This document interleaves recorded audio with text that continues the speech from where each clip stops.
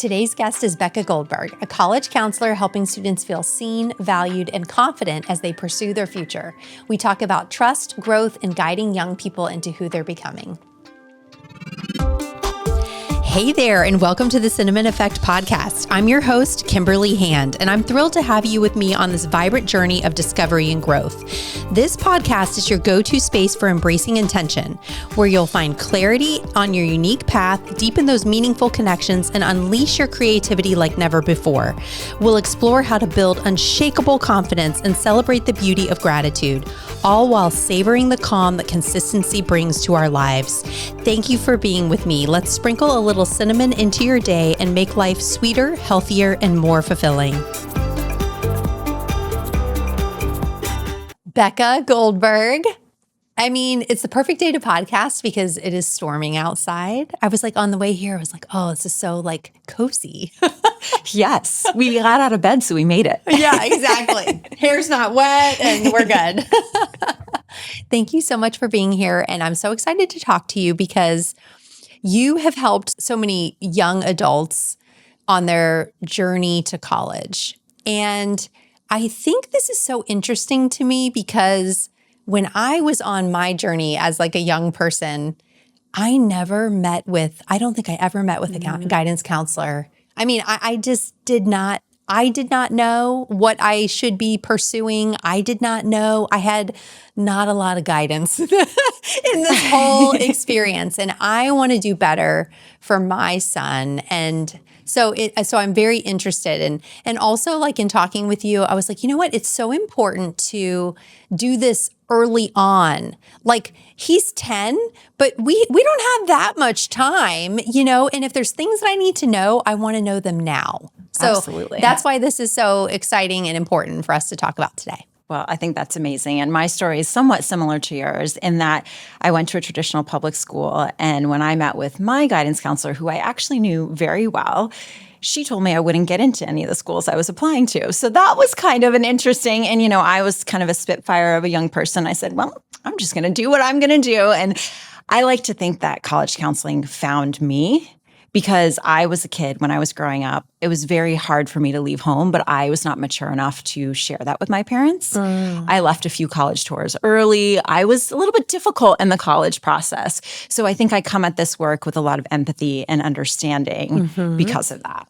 Yeah, I ended up going to community college because I really just had no direction. And I thought, can I leave home? I was, it was very confusing to me. I also did not understand financially if I could afford it or the arrangements that could be made. And now looking back, I actually had Bright Future Scholarship and I could have gone anywhere and had 75% paid, right? Goodness, in the state of Florida. I mean, there were just so many things that like I just didn't know. I just didn't know. And I think about my younger self and I feel bad for her a little bit. Well, but I do think everything happens for a reason. And I come at this work with that framework. And you have had such a wonderful chain of events in your life. And now that we're in the stage of life that we're in, we can look back and have the perspective and say, things happened when they're supposed to happen. And when you're working with young people, they don't always have that perspective, but the information comes to you when you need it most. And being able to educate our kids about what's available to them, especially in the state of Florida, is so, so important. I think a lot of people don't realize Florida is the #1 state for higher education in our nation. Most people don't know that because of access. I don't want to say it's so easy to go to college in Florida, but the Bright Future Scholarship, which you mentioned, is an entitlement scholarship. It is not tied to your financial need, which is amazing. So that means that anyone can have access to higher education depending on 3 factors, whether they have a certain GPA, a certain test score, and community service or work hours. So they've made it really easy for kids to access scholarship dollars so that they can go to university or even community college. We call it state college now. So yeah, right. I mean, but it's still, it's an access point. And if kids aren't ready to go away from home or don't have the financial means, there's a way to access higher education so they can continue on their path towards whatever it is that they aspire to be. So do you think like your experience as a high schooler really shaped you wanting to pursue this as a career? No. No, it didn't. No. When I was in high school, I was definitely a dabbler. I did so many different activities. I was academic, but I loved being social. I loved being involved in so many different things. And I was an arts kid. So I sang, I danced, I acted, I played the oboe. I did all the artistic, creative things. And that was something that was really, really inspiring for me and helped me find my voice. I was also on student council, organized large school events. So I had my hands in a lot of different things and I wanted to be on Broadway. That was my dream. That's what I wanted to do. I was planning on auditioning for BFA programs and I actually chickened out and I didn't audition. Really? I did all the prep. I went to extra dance classes and maybe I didn't chicken out. I actually had an experience at a small liberal arts college where I ended up going, which name is Muhlenberg College. Most people have not heard of it. It is a small liberal arts college in Pennsylvania that has an amazing, amazing theater program. And I remember saying to my parents, I want to go and pursue what I love and do that. And lucky for me, I had parents that were all about supporting that. So I saw Muhlenberg. I met with an acting professor there. And something in me ignited. And I said, I want to be here. But I didn't tell my parents that. It wasn't until I was accepted that I really felt like this is where I should be. I felt a sense of home when I went on that campus. And that doesn't always happen for students. But for me, that college was so important in my development because I was not necessarily ready to leave home in that regard, but it was such a caring community that it completely shaped me as a young person. And it was there actually that I learned that I could work in a university setting. I was a resident assistant and then I was, which is most people call RAs. And then at Muhlenberg, they have something called a head RA, where you have a staff of resident assistants underneath you and you're responsible for an entire dormitory. We call them residence halls, the fancier term. Yes. So I had an entire building of sophomore students my senior year that were under my purview, which is kind of an interesting dichotomy, right? Because, you're still an undergrad yourself. Yeah. And I learned that there are people that do that as a profession. They actually work on college campuses in housing and take care of the kids. And so from there, I kind of started this really unique journey of working at a couple universities. And then my first job out of graduate school was actually doing admission work and college counseling at an arts boarding school just outside of Boston. So I had the unique situation of combining all the things I loved, working with students, being on a university or school setting, and working with young artists. So my career up until I moved to Florida was at all places where I was supporting young artists, which was really amazing. Yeah, that is amazing. And I want to go back to your background where you said that you dabbled in a lot of things. Sure. And you tried a lot of things because I think that's one key thing that you advise your students is to experiment with different sports and arts and don't just be really involved in sports and don't be really involved in the arts, but you have to be more well-rounded. So do you want to speak on that? Well, I think, yes, I definitely want to speak on that. So the old kind of saying, that the college advice was you have to be well-rounded. That's what colleges want.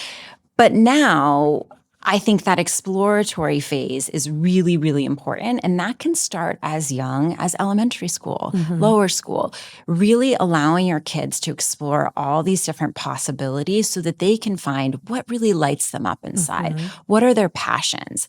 That is paramount in their development. And I want to be very clear that you don't want to advise students to do things that will look good for colleges or just to pad their resume. That is very easy to see through.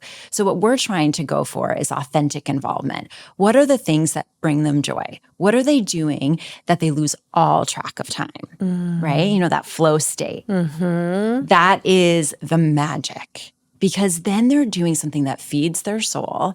And then ultimately what you want to do with that, when they've found that thing, how can they grow their impact?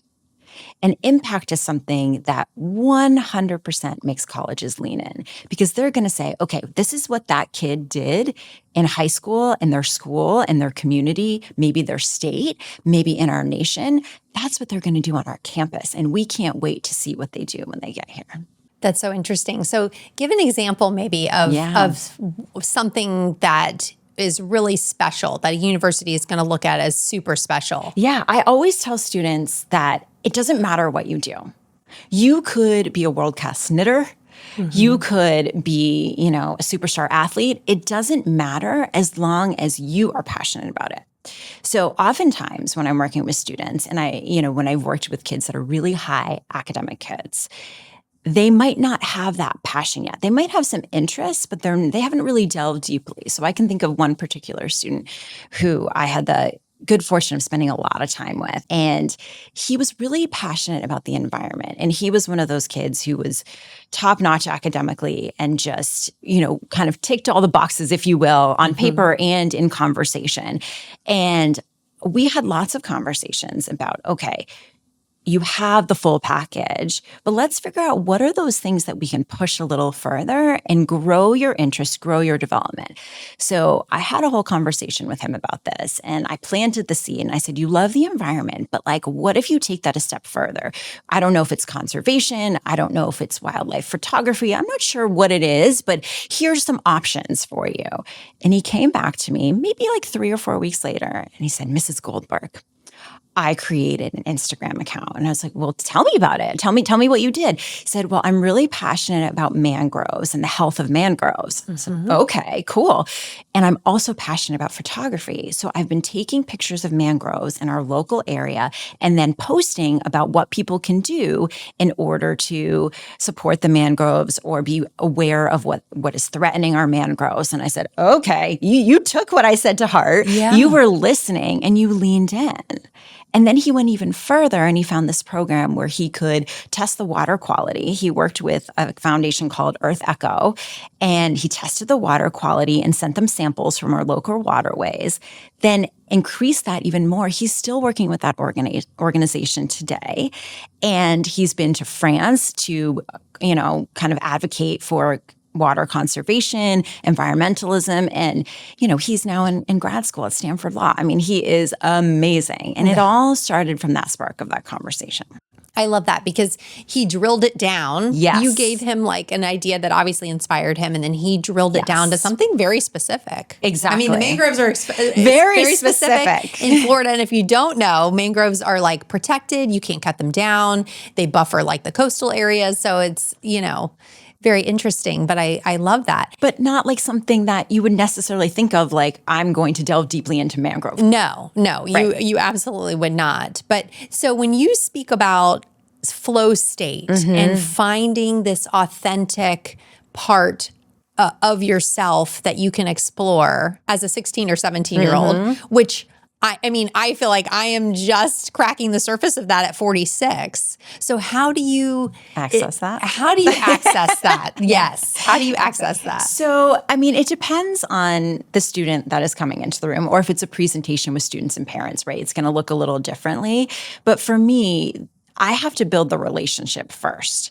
I'm not going to be able to access that self-reflection, that self-discovery with a kid unless I've really connected with them and they trust me. That is kind of the foundation for all the work. I always tell families and students, what I do is deeply relational. It can't be transactional because we're not going to access that authenticity, that vulnerability, that specificity that is so important in the college process. So to give you kind of a concrete example of how I would do that, it's a lot of talking. It's a lot of talking in the beginning of the college counseling relationship. Absolutely. And then it's also paying attention. So I like to think of myself as a strength spotter, especially when I'm working in a school setting. So long before a student is on my caseload, I will have watched them at assemblies in the gym, maybe on the athletic field, maybe on the stage, or just, all around campus. What am I seeing them doing? What are they starting to get involved in? And how can then we access that and talk about it to make sure it is an authentic involvement, something that's reflective of who they are, what they're interested in. But that's kind of like a perfect scenario. Yeah. What grade are you starting to observe them to be able to counsel them? Is it like 9th grade or 10th grade? Or? So, I mean, I think when you're in a high school setting, you're going to interact with kids at all levels, and you start to percolate and hear things like, an email will go out and say, these 10 kids just won the debate, or these kids went to the French state competition and won in these categories. So, you're reading that, you're digesting that. So the names start to become a little bit familiar because of that. So I think you're paying attention, but it depends on the school that you're at. The last school I was at, we assigned kids in 10th grade. So we would have 1 or 2 meetings with them in 10th grade, and we would start those initial conversations. And in 10th grade, it's really about academic advisement, making sure their course selection is strong, and authentic involvement.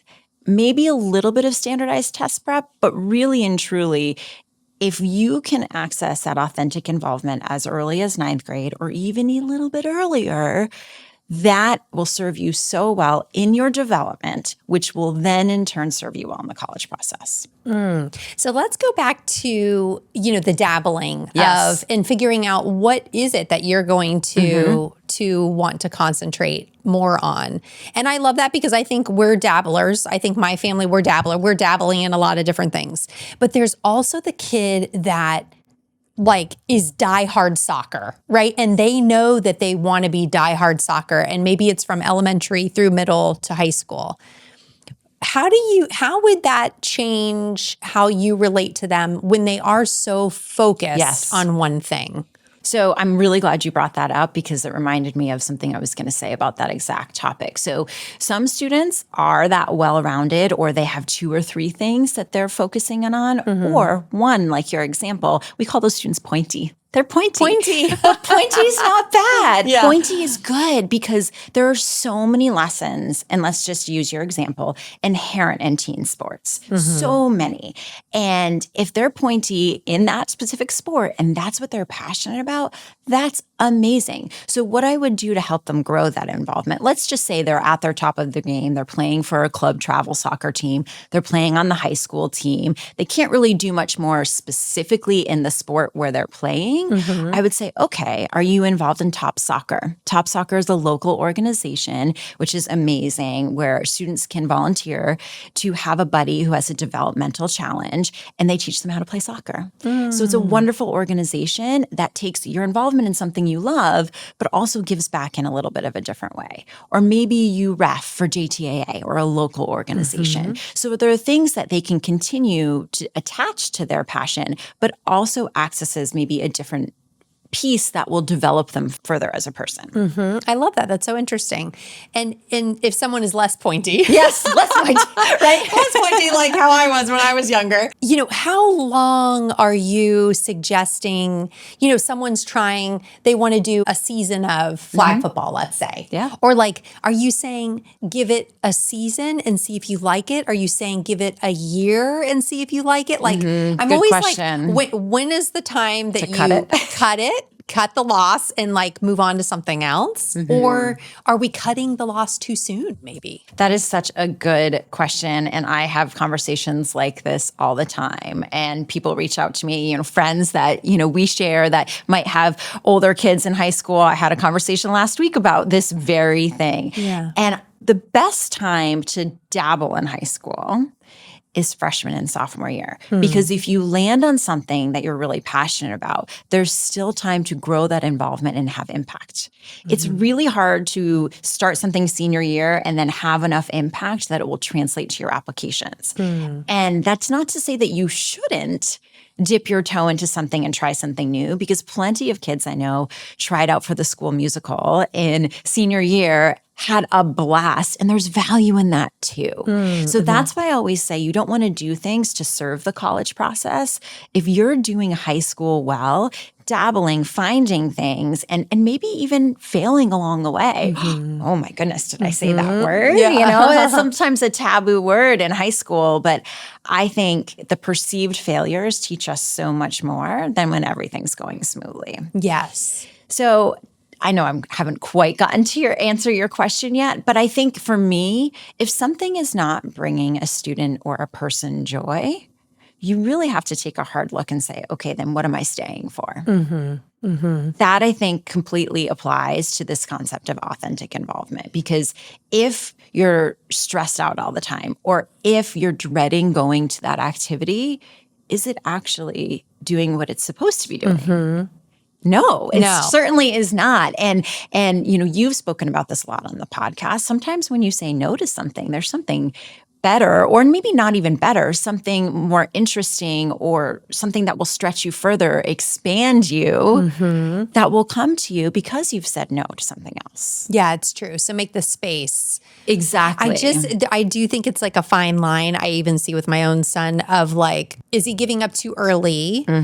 Does he just not like one thing about it? And maybe it's not the whole sport or the whole activity, but he maybe just doesn't like, maybe it's the instructor, or maybe it's, it's one element of it. And my husband has a story where he gave up on tennis, and he always wished that he would have continued with tennis. Hindsight is 2020, but like, when do you push and pull back a little, or cut the loss if you're like, you know what, I can't even get you to practice.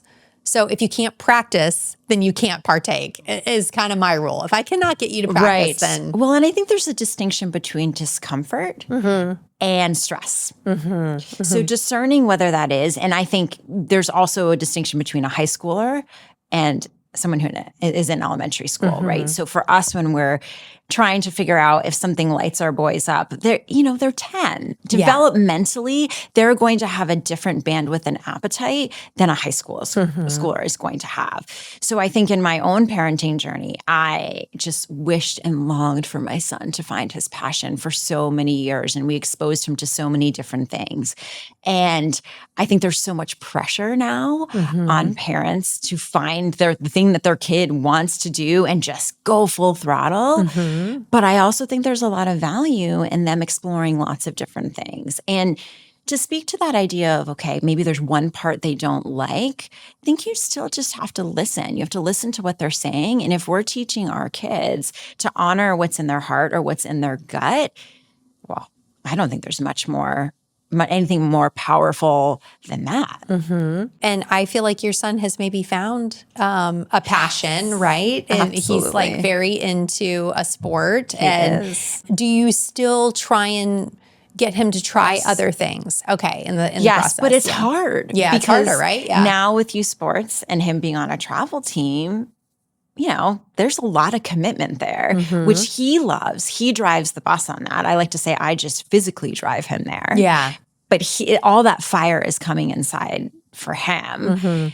But that's part of what I'm doing this summer, is trying to look for opportunities for additional exposure, because I know in my heart, there's a little artist in there for sure. Yeah. What medium is going to be his medium of choice? I don't know. He did have to play an instrument this year, and he is very good at the instrument, and I'm going to have a few lessons this summer to see if that's something he wants to continue. I think I was so fortunate to be able to dabble for so long, and it feels like pressure on childhood does not allow for that same level of dabbling and sampling. So I am trying really hard to protect that with him, because I want him to be able to explore so he can really expand and figure out what he wants to do. Yeah. So it's not about me. It doesn't matter to me what he's passionate about. I will fall in love with whatever he is interested in. And thankfully for me, he is not out on a hot turf field, which I'm grateful for. Yes. Oh, yes. All the time. I get to go to a cold ice rink. I get to wear all my coats from when I used to live in Boston. So I get to be kind of cozy and a little cold. But honestly, there's nothing better than seeing your kid want to work hard for something and then get so excited just to do the thing. Yeah. That's magical. It is magical. And I think for us, I believe that my son has an artist in him as well. He's very musical. When I watch him play the violin, I'm just like, I'm in awe. And he loves to perform, which I think is interesting too, because he can be kind of shy, but I see him, he is so cool, calm, and collected up on a stage. I love that. Yeah. And so I'm like, I want to cultivate that as well. And, one thing that we do, we love to go to concerts together. And that's even though he's not up there playing, he has an appreciation for the person that's up there playing. And he's watching the whole theatrics of everything. And he's seeing, you know, I took him to see this violinist who's very well known, David Garrett. And, you know, his strings broke on his bow. And, you know, we noticed all these like little things. And it was just cool because that's also, I think, cultivating the hobby within him when he sees somebody else and maybe he's inspired by that too. You know, so I like to do those little things. Well, and you're modeling what it's like to truly live life and teaching him through these experiences that appreciating the arts matters. Yes. Seeing people perform on a stage matters. And that resonates so deeply with me. And we do similar things as well. We go to the arts a lot. And he doesn't, whatever your kid is interested in, you know, they may or may not see that through to high school and college. Right now, it's how do we cultivate that appreciation and show them the values that are important to us and expose them to things so that they then can begin to notice and see what's important to them in life and carry it through. Yeah. Yeah. I love that. You say not to try and impress a college. You say to inform them. Yes. And I have to give credit where credit is due. Okay. An admission officer from Boston College shared that with me years ago. His name is Paul Benito, and he's a wonderful, wonderful person in the college admission landscape. And he said, don't try to impress me. I just want you to inform me. And so I have attach that language to a lot of the work I do because that is exactly what you want to try to do. It's that concept of you don't want to do it to look good. You don't want to tell them what you think they want to hear because that's simply the reverse of authentic involvement. People always say, parents especially, but my kid has to do community service, right? Always. So my response is, well, community service is amazing. It's awesome to give back to your community and to think about the world around you. But if your student doesn't find joy in doing that, then we got to find something else for them to put their talents and their energy towards.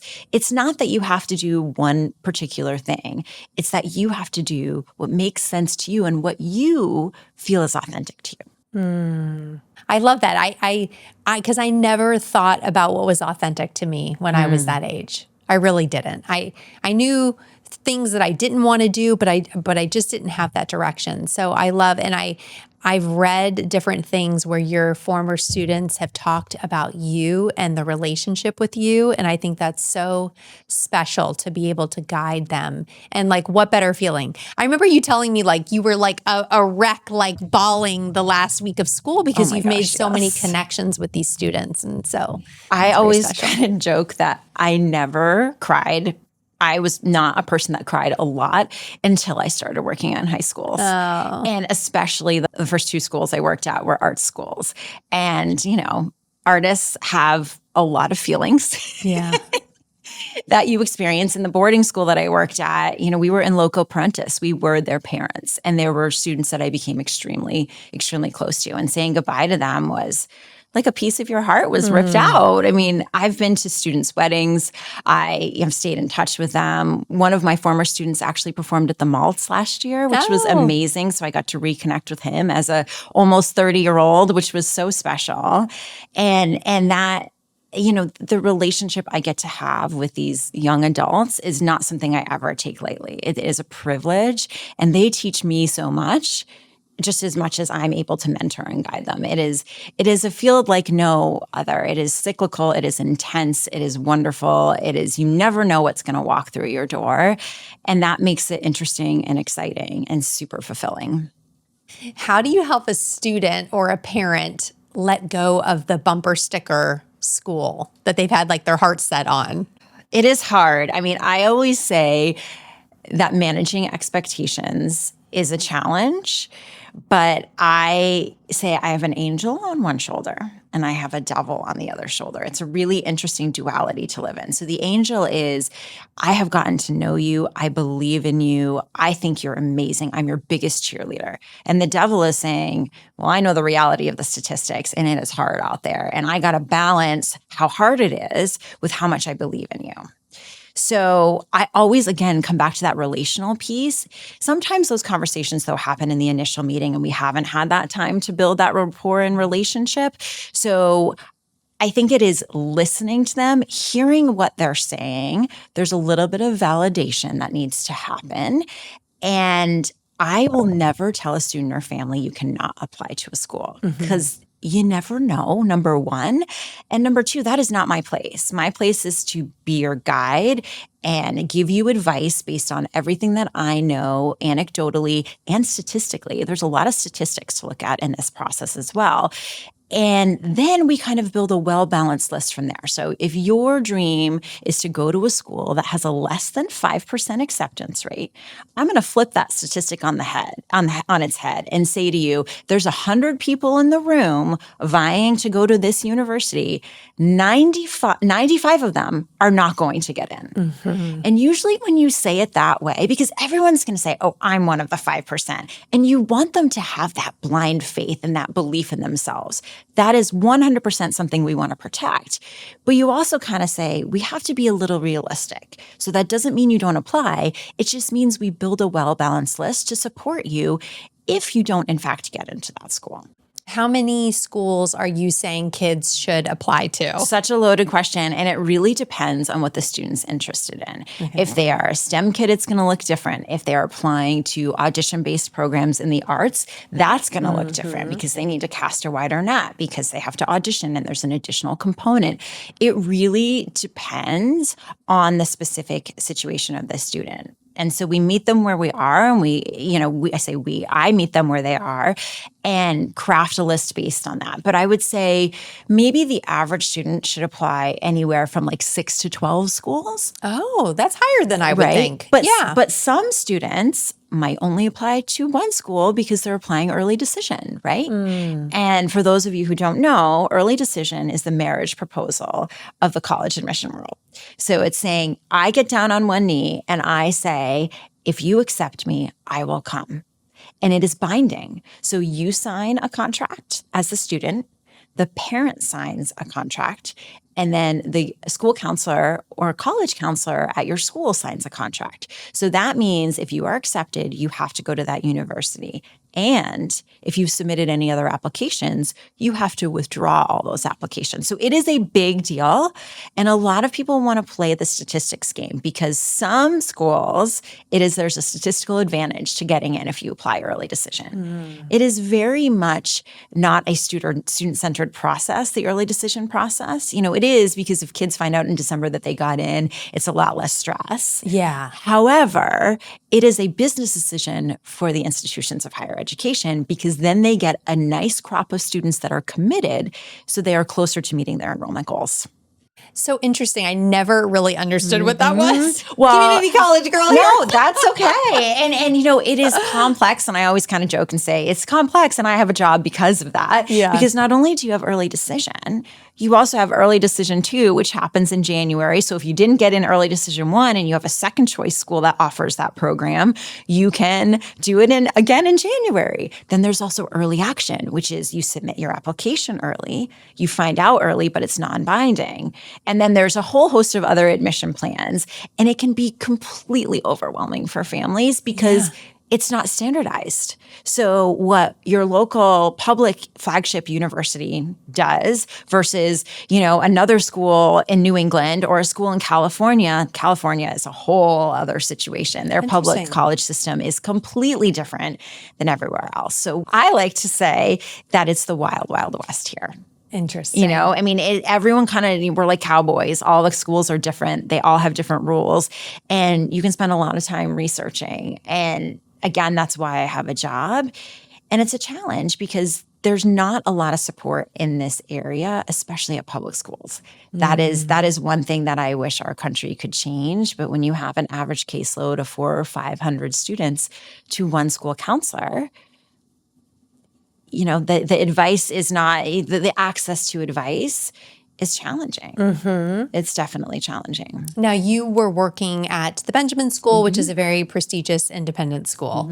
And you now do this in the private space. I dabble a little bit. You dabble. I do. Okay, I dabble a little bit. Well, you're doing a lot of other things too. Yes, it's true. You're dabbling. It's true. But I do have a question about, and I don't know if I'm going to phrase this correctly, but when a college is looking at a pool of applicants and they're looking at kids who come from independent private schools and they're looking at kids that come from public schools.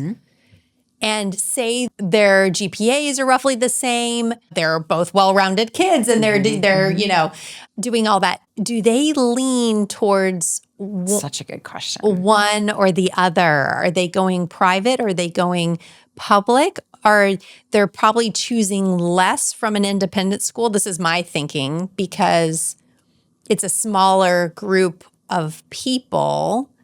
And are they going to choose from one independent? Yes, it seems like it could be more competitive, right? Yeah. With the private schools, but So yeah, there's a lot to unpack there. yeah, there's a lot to unpack in my question. Yes, no, I know, and I just want to make sure I don't forget any of it. But you'll steer me back in the right direction if I've forgotten certain parts that I want to answer.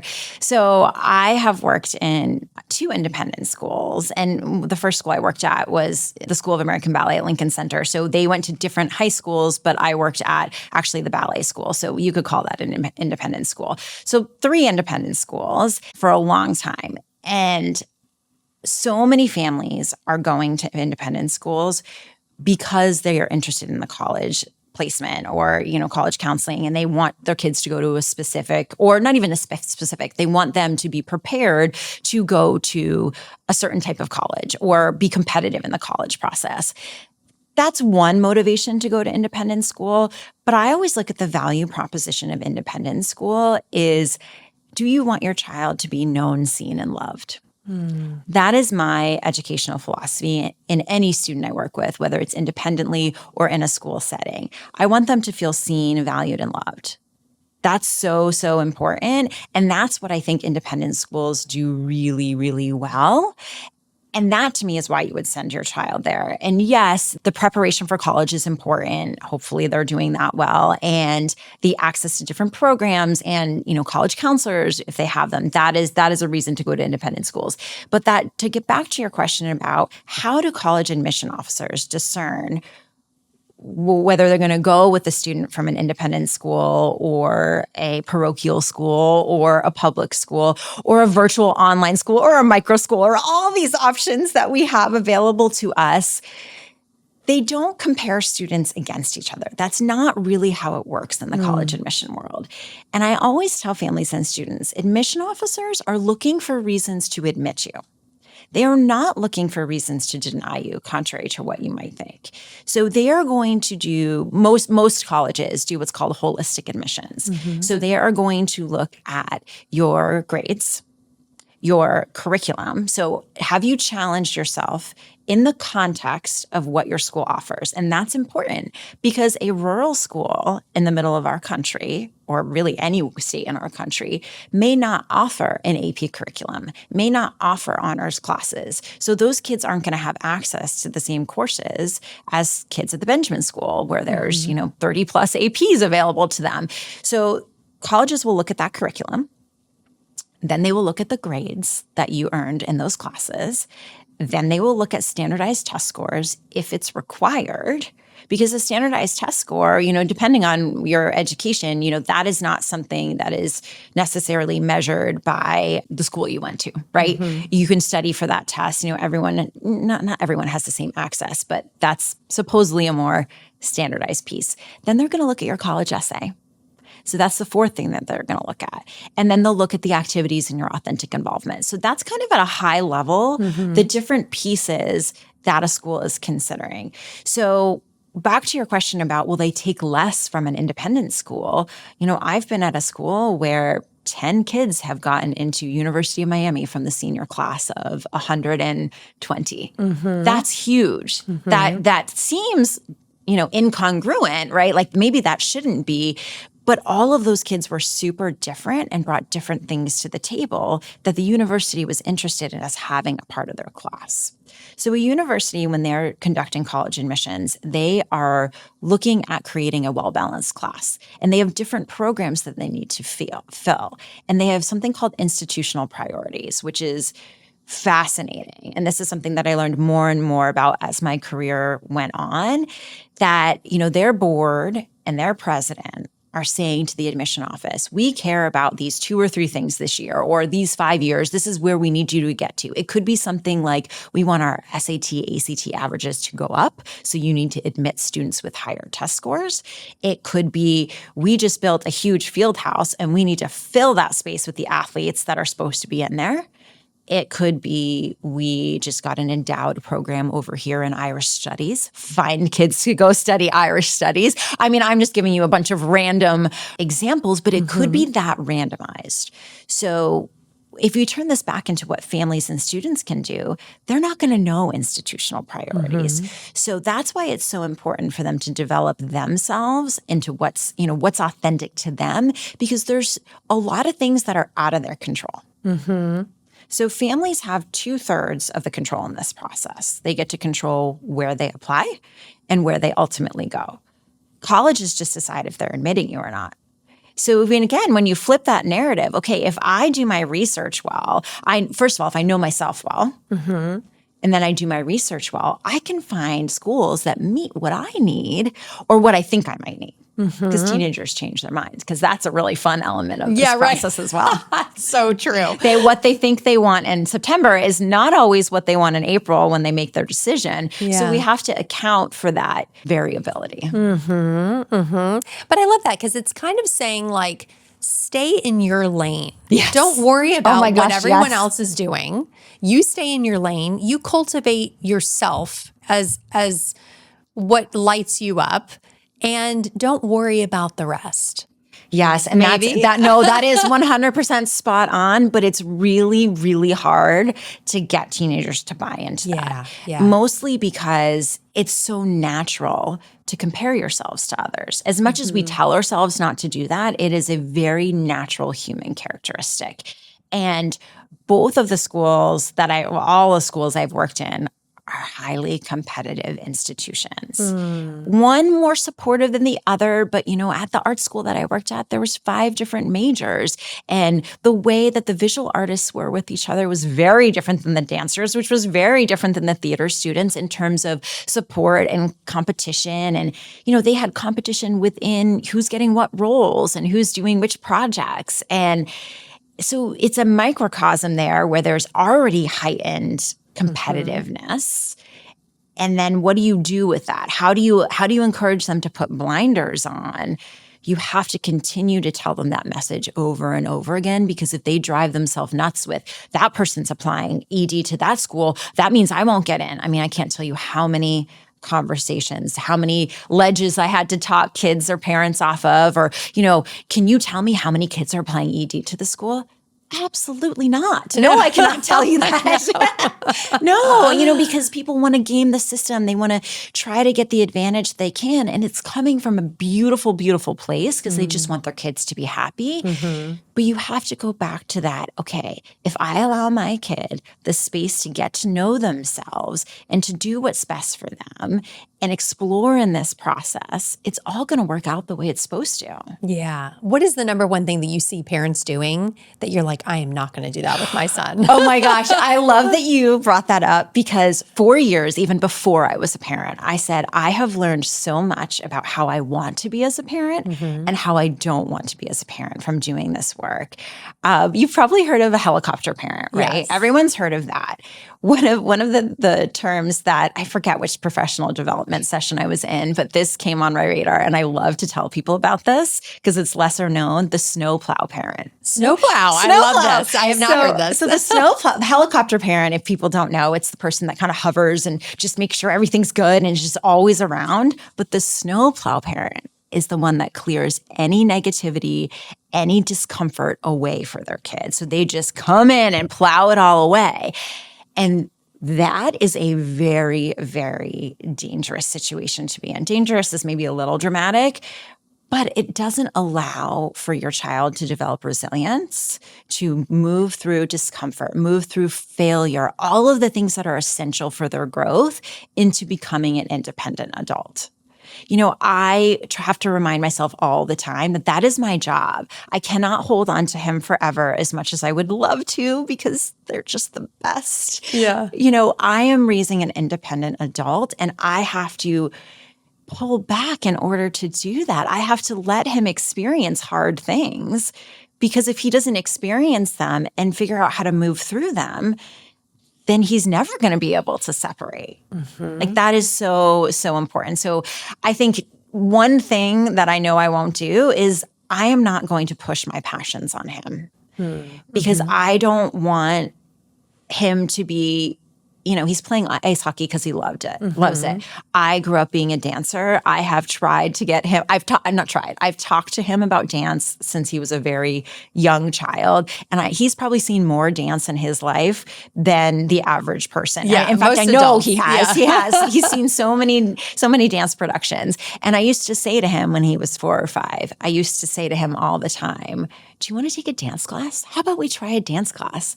And he very quickly would turn to me and say, Mommy, I already know how to dance. And because we had dance parties in the living room, it was one of my favorite things to do with him. We'd always have music on. And I just said, you know what? I just got to let that be. If dance is something he's meant to do, he'll come at it.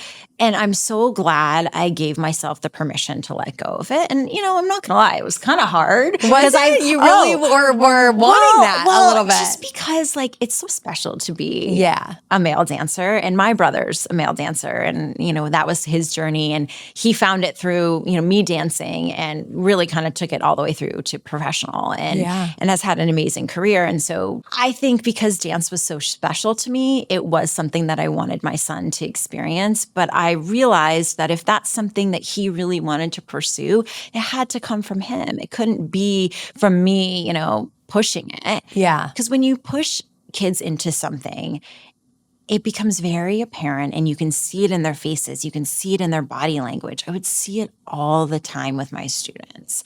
And I can remember very vividly certain conversations where parents were pushing one thing, and you could just see the students start to shut down. And at all costs, I want to protect my son's light and his spark. And whatever it is that feeds his little soul, it's not that little anymore, that is of paramount importance to me, because I think that's how you develop your sense of self. Yeah.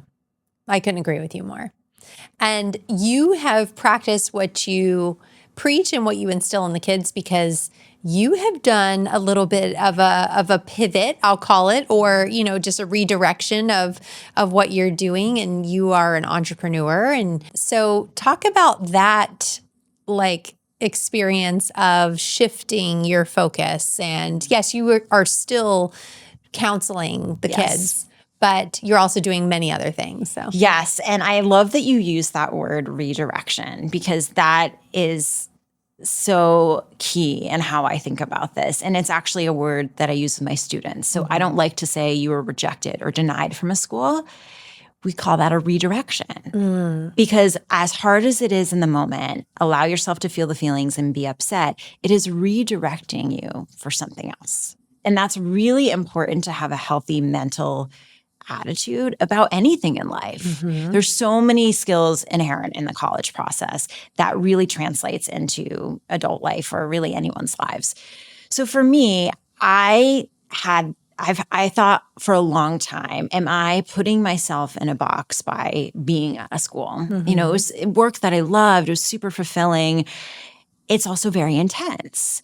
And I had been thinking about for a while, what would it look like to not do this? What would that be like? How would I be as a wife, as a mother, as a friend, as a daughter, as a sister? What would all my many roles that I have anyway look like if I didn't have this anchor point in my life? And I didn't really know. And I was I wasn't scared, so super scared, but to leave something that's so known and had been such a big part of my life for, pretty much my entire adult life was a little bit scary. But I said to myself, if I don't take this leap now, I won't know. And it felt like a really crucial time in my son's development, because I didn't want to wait until he was off in high school doing his own thing. And I would lose that time with him. And he was starting to get involved in activities, and there was more driving time. And I thought, how am I going to be able to support him and the things that are important to him with having to be at a desk until 4:30 p.m. or 4 or whatever it was. So, I talked to my husband and we looked at our lives, and, it was a privilege to be able to step away from traditional full-time work. And that is not lost on me. But I thought, you know what? I'm going to take this risk because I tell my students all the time to put themselves out there, to try things, to take healthy risks. And here I was playing it safe a little bit. Mm-hmm. So I ripped the Band-Aid off. I did it. And I knew for me, my personality was going to be to want to grab all these amazing things and do all these things. But I said, I need to say no a lot the first year, because I need to give myself the space to explore, to reset, and see what finds me. Mm-hmm. And, without even looking, many, many things found me, which I'm very grateful for. Many people reached out to me for different types of things, a lot of work in education. I said a no to a lot of those things because I really started to look at time differently. And I didn't want to put my energy into anything that was going to detract from my family. Mm-hmm. So I was very protective of how I said yes to things. And I think it served me really well, but I don't let grass grow under my feet for too long. So actually, before I even left Benjamin, I was dabbling with this idea of creating a clothing brand. And my husband kept pushing me. I'm like, why are you pushing me to do this? Like, I don't understand. Like, maybe and we weren't even talking about me necessarily leaving Benjamin, but 6 months before I decided to make this decision, an industrial heat press showed up at my door. Like, he bought me a heat press as a present. He bought it for you. Okay, I didn't know this part of the story. This is so random. But we have really, really good friends that live in Maine, and I had spent a day with my friend Debbie over the summer, and we were creating. She had a vinyl cutter and a heat press, and we created sweatshirts and logos, and we just created all day. Fun. Talk about flow state. Yeah. It was amazing. So much so that we at 2:00, we're like, oh my gosh, we haven't eaten lunch. We need to go eat something. Wow. So one of my favorite creative partners, and my husband saw how much joy I got from that. So I think he was like, We'll just buy one of those. Like, who does that? Yeah. A good supportive husband is who does that. A very good supportive husband. And I think also we love hoodies in our house. Mm-hmm. And we were kind of tired of the same designs that you can just find off the rack. And my husband said, I think you can do this better. And interestingly enough, I knew he was creative in certain ways, but I had no idea he had the design eye that he has. He started creating logos for me. Oh, interesting. And tweaking designs and doing all this stuff. And all of a sudden there was a packet of designs on my desk one day. I said, what are these? He's like, I've been playing around with some stuff. I think you should give this brand a try. So I brought it to school with me. I had kids give me feedback about what they would wear. It was kind of like a surfer vibe, but we actually went with this idea of taking what you're passionate about, making a design and putting on a sweatshirt, a hoodie, or a sunproof UPF tee or long sleeve tee. So that's kind of where the idea started from. And then I started doing the intentionality behind it. And of course, my very technical entrepreneurial husband was like, just do it. Don't think about all the why and don't write all the text. And I said, no, people need to know why they want to buy something for this brand. So I spent the entire summer building this website out, doing social media, and kind of creating this really visual brand and this brand story to share with everybody. So that was something I thrust myself into that was hard for me because I like to plan everything out. Yeah. And as a college counselor, I'm very meticulous. After we talk about all the things and, get all of the cerebral conversations down, then I become your project manager. And we are on it with to-do lists. And I'm telling you what you need to do so that you don't miss any deadlines. That is my job. So for me I saw this because you were homeroom mom also, and I'm just going to say that I'm very meticulous, very organized. Yes. I mean, I think that is something I was not as a child or a teen or even as a young adult. I think that came of fear of missing something, right? Didn't you say this in your last podcast? What is it that overthinking is really just fear dressed up as productivity? Yes. And I was like, good memory. I was thinking, what did I say? You're in my mind, Kimberly. Oh my gosh. gosh. So maybe not overthinking, but my detail orientedness probably comes from my desire to not want to miss anything, right? And wanting to be thorough. So this creative endeavor was wonderful, super fun. I did little pop-up shops. I even did one right here at you did Holly in the Meyer Lucas. studio. No, I was actually outside. It was great. It was a market. And people, I remember that. It was so wonderful. And I met some really interesting people. And I took that through, I've been doing it for 2 years now. And I kind of took another pivot, actually, which was really interesting. So when my son started really getting into ice hockey, before he was affiliated with the team, I started making him custom jerseys with our brand on it. It's called Alpine Bay. And Alpine Bay is a mixture of mountains and water, two things that have been really important to me and my husband in our growth and development. So we wanted something that represented mountains, something that represented water. We thought Alpine Bay sounded good together.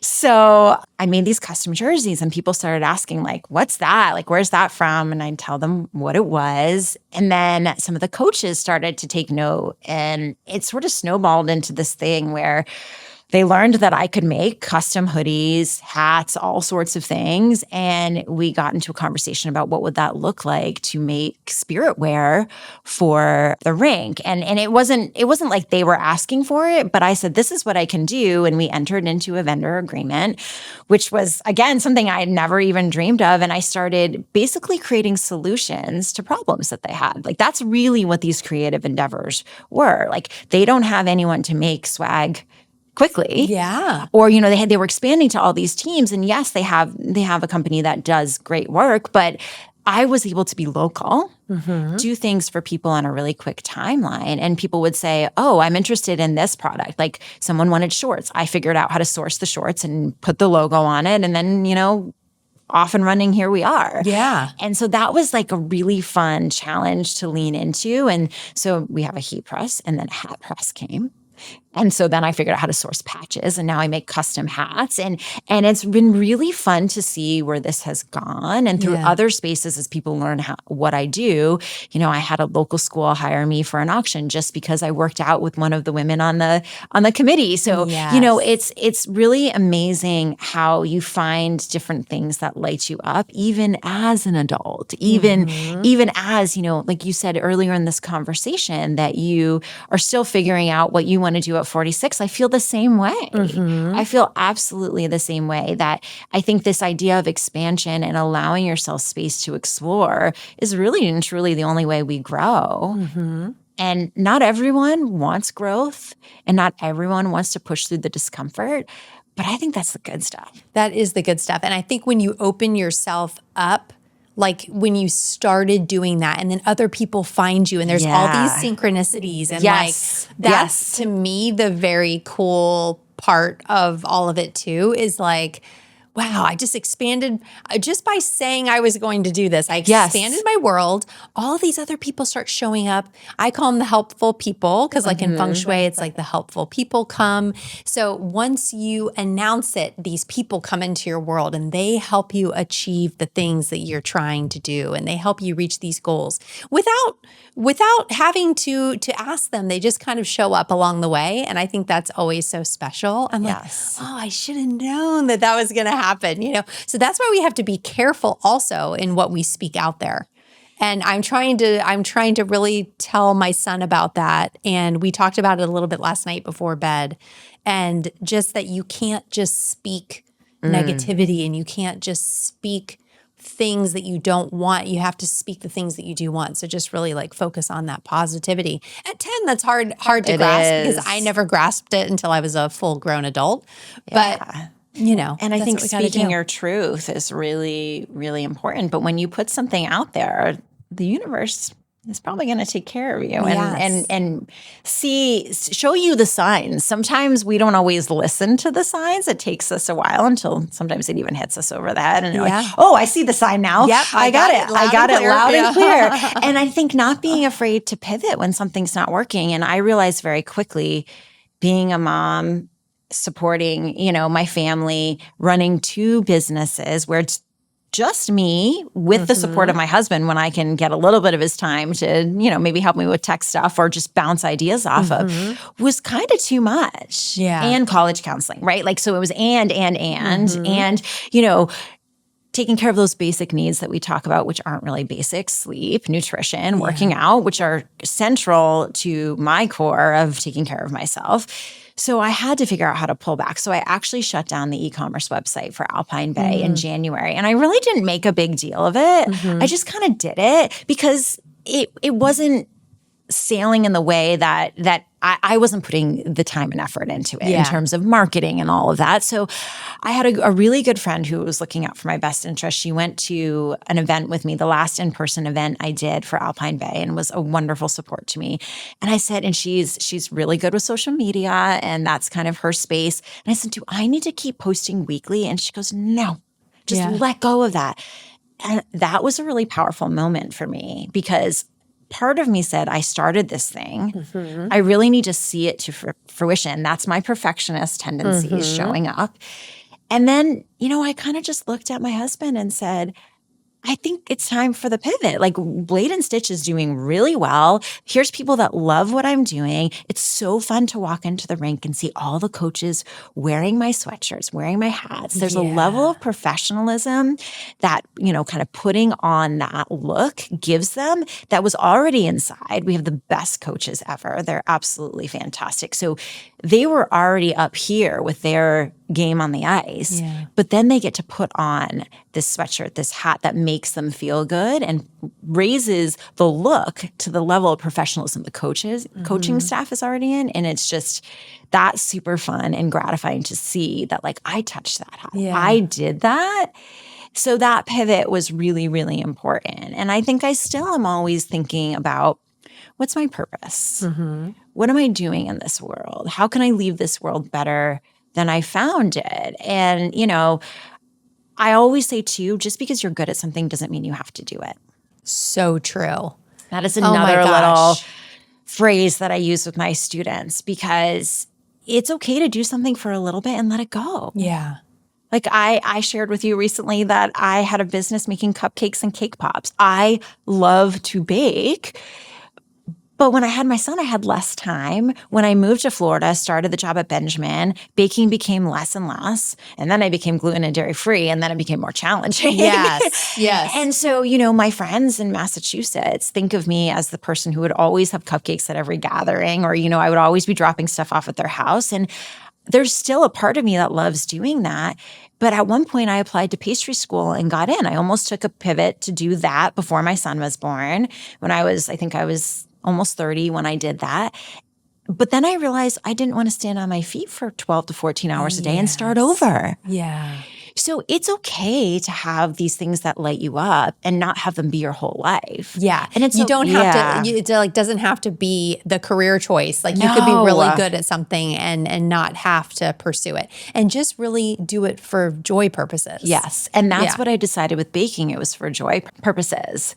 And, my husband I can see when he's getting a little ornery, he's like, there's no baked goods. Get me baked goods. Well, I want some baked. You did bring me some homemade chia seed jam, which I'm so excited. This is like the Bekka of now, the chia seed jam. Yes, but I am like, I want, like, because you do know how to bake with allergens in mind. I do. So I definitely want something. Yeah. So I do want to talk about AI, because I think the conversation's not really complete unless we talk about that in the college process.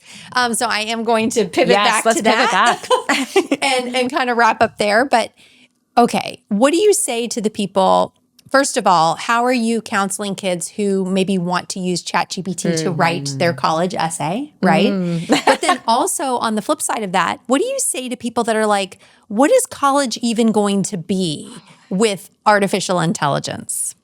So ChatGPT is amazing, first of all, and I've explored it in a lot of different venues. And I was actually exploring it when I worked in the school setting, and not in like a formalized way with students, but I was starting to teach them how to use it in a very helpful way in the college process. And it's something I want to dig in a little bit more when I have a little bit more time to look at it. But I went to a really interesting session at a conference about it, and it ignited all sorts of ideas. And You cannot use it to write your entire college essay. That is definitely a no-no. And it would be very hard to do that without people knowing that it was ChatGPT. Chat writes in a very specific way. It uses a lot of M dashes. There are things that tip you off that will clue you into that this is an AI essay. And on the flip side, I have some very highly achieving students that would feed their original essays that they did not use AI for into an AI detector. And it would say it was a certain level percentage AI, and they would freak out, rewrite it until it got lower. And I finally had to say to them, stop. You're driving yourself nuts. I promise you the colleges aren't going to spend the time you are spending to see if this is AI or not. You wrote this essay. Stand in that power. You did that. So in terms of the essay, how you could use it in an effective way, you could use it for idea generation. You could use it to help you get it started, maybe to create an outline for you. I always say AI can't replace human thinking, but it can get your creativity flowing, or it can kind of help you with the organizational pieces.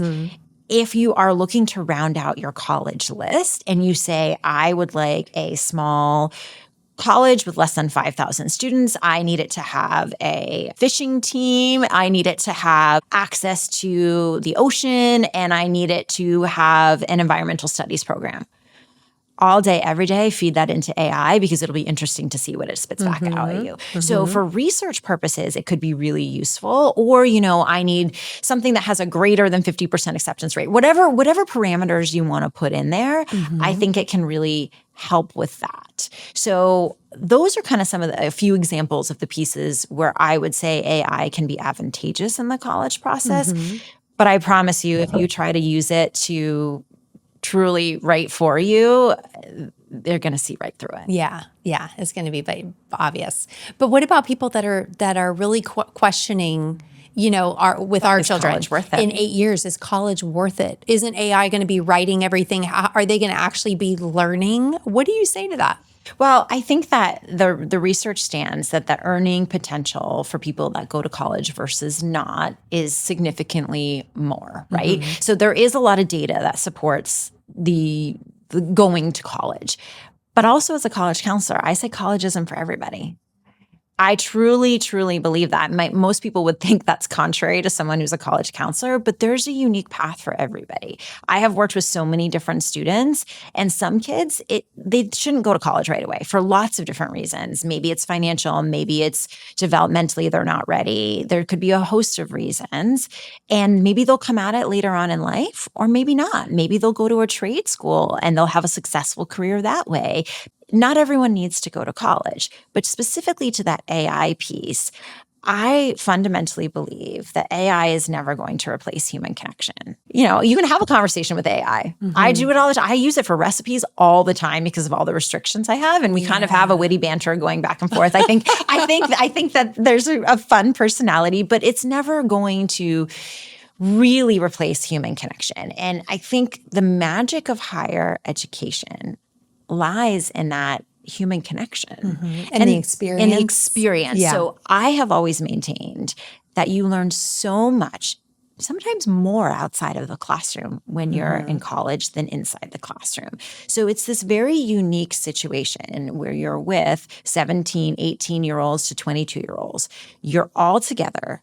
You're living together. You're going to develop close friendships sometimes, but you're also going to develop friendships that maybe don't work out. There's so much learning that happens outside of the classroom that, to me, that is almost more of a reason to go. If you don't know what you want to do, like if you know you want to be a doctor or you want to be a lawyer or you have a really clear career path, yes, pursuing higher education is important to reach the career goals that you have. But if you don't know what you want to do, that unique experience of going to college, developing, growing, maturing alongside other peers, there's nothing like that. It is a really unique experience. And I can only speak to my own specific experience when I was that age. I went to a small liberal arts college, and most people don't know what that means, what the liberal arts foundation is. It's similar to what most students take in high school where they have to take an English, a math, a social studies, a science. So there's in liberal arts, usually you have to take like a social science, like an anthropology or psychology or something like that. So it's a set of courses that you have to take, but you have choice within them. So you have, a whole course catalog you can choose from in these different categories. So you get to dabble and you get exposure so that you can start to understand what lights you up, what you want to follow. So it's very intentional. And I say you can study anything at a liberal arts college and then go on to do almost any career you want to do. Not necessarily be a doctor, but you could. Mm-hmm. Actually, you definitely could if you majored in science. The power of the liberal arts is basically taking the strengths that are already within you, amplifying them, and making them even better. And that I said that at a roundtable discussion at my alma mater, and everyone was like, yes, yes, because somehow my experience leaned into my arts abilities, allowed me to get a degree in theater with a directing concentration. That is not what I'm doing today. Mm-hmm. In fact, I've never directed professionally. I directed a production when I was there, but it allowed me to delve deeply into the subject I loved, but it taught me how to speak extemporaneously. It taught me how to communicate my ideas orally and in written word. And it taught me to be a really great writer. And it taught me how to take information, read it, digest it, synthesize it, and then communicate what I thought about it into a new original idea. So that to me is the power of the liberal arts setting. And that I think it's a hard sell because people don't always want to listen and lean into that. Most people want, okay, what is the place that's going to get me the degree, that's going to earn me more money, and how am I going to get there? Yeah. And that's a really different reason to pursue higher education. And I'm not here to place a value judgment on either. Both, there's space for both. But I wouldn't have wanted my experience to be anything else because it prepared me. It allowed me to have that space to mature and grow as a young person. My parents 100% knew that's where I should go because they both went to liberal arts colleges. Mm-hmm. They never told me that. They were great parents in that they let me learn the lessons on my own and never kind of interjected. They kind of sat back, which I now know as a parent is really hard to bite your tongue. Yeah. Especially when you have a strong-willed child. It's very hard. And, I knew what I wanted to do and I was going to be on Broadway and that's what I was going to do. But being in that liberal arts setting allowed me to say, maybe that's not what I want to do.